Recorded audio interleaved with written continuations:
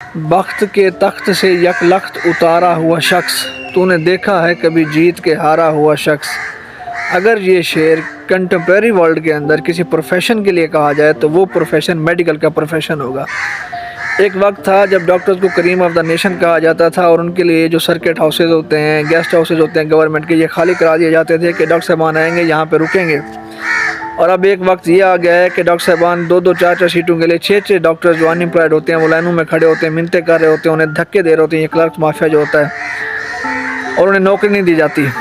तारीख में शायद पहली बार ऐसा हुआ है कि जो प्राइवेट कॉलेजेस हैं उनकी सीटें खाली रह गई हैं स्टूडेंट्स की, मेडिकल स्टूडेंट्स की, कि लोगों ने एडमिशन ही नहीं लिया क्योंकि लोगों को पता चल गया कि इस प्रोफेशन में इतना इन्वेस्टमेंट के बाद भी आपको जो रिटर्न ऑन इन्वेस्टमेंट है वो मिलता ही नहीं है।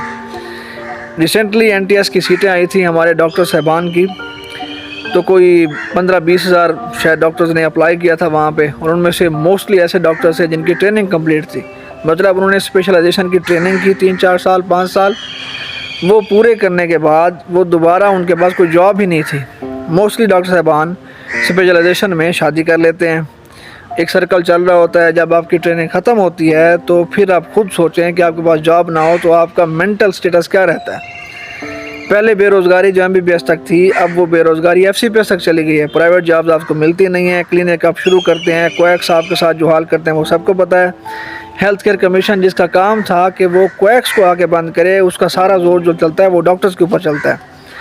न्यूली ग्रेजुएटेड डॉक्टर कोई भी आएगा, क्लिनिक खोलेगा, हेल्थ केयर कमीशन आके उस पर छापा लगाएगा, सील करेगा, ऐसे ऐसे रूल्स बताएगा जो ह्यूमैनिटेरियनली पॉसिबल ही नहीं है, और पूरा ना करने के चक्कर में इतने बड़े फ़ाइन लगाएंगे कि डॉक्टर साहबान पहले दिल तोड़ देते हैं। जबकि उसके सामने वाला जो क्वैक बैठा होगा वो 10,000 20,000 30,000 दे के वो सारे के सारे जो उसके अपने रूल्स हैं वो बाईपास करके उसे क्लिनिक की इजाज़त दी जाएगी। हमारे तो जूनियर से और बाकी सब लोगों से यही गुजारिश है।